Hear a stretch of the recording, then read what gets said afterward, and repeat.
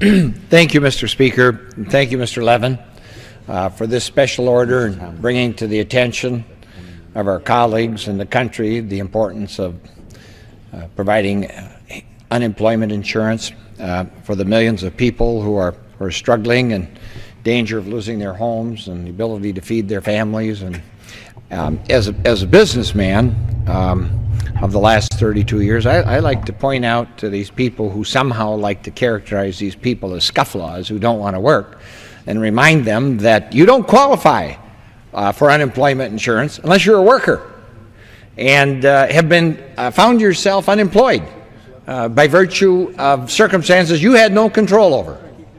So you are so right. This is the right thing to do. It is bipartisan. There is a pay for here, and we should have the good judgment and the decency to extend unemployment insurance for these people. So I thank you very much, Mr. Chairman. Mr. Speaker, I'd like to address another issue, and it's the fact that most of us here in the Congress grew up at a time when our leaders weren't afraid to invest in our country, to invest in human development. And because of them, education was affordable.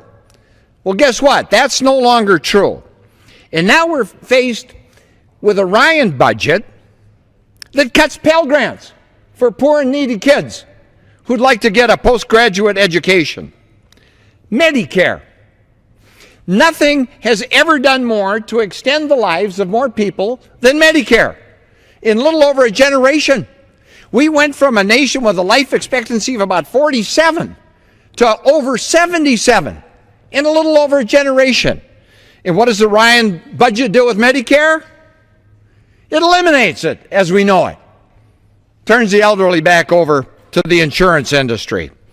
Mr. Speaker, our leaders in the past invested in transportation, in health, in education.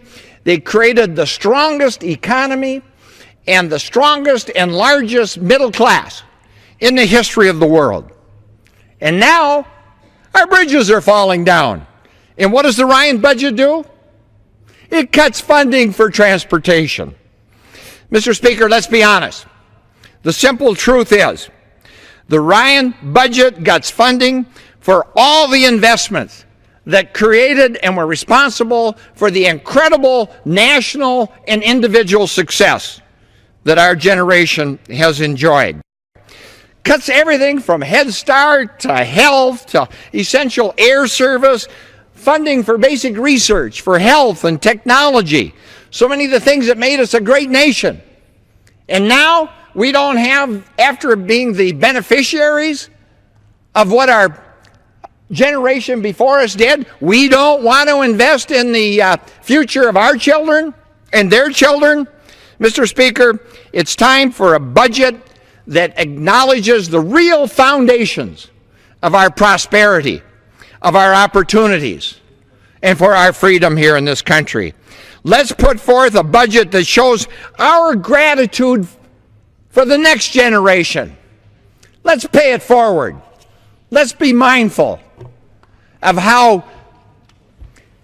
many important things that leaders in the past did for us, laying this foundation. Where I come from, there's a wonderful old biblical saying that says, for those to whom much is given, much is expected. Not less, but more. Let's do for the next generation what the past generation did for us. Thank you, Mr. Speaker, and I yield the balance of my time.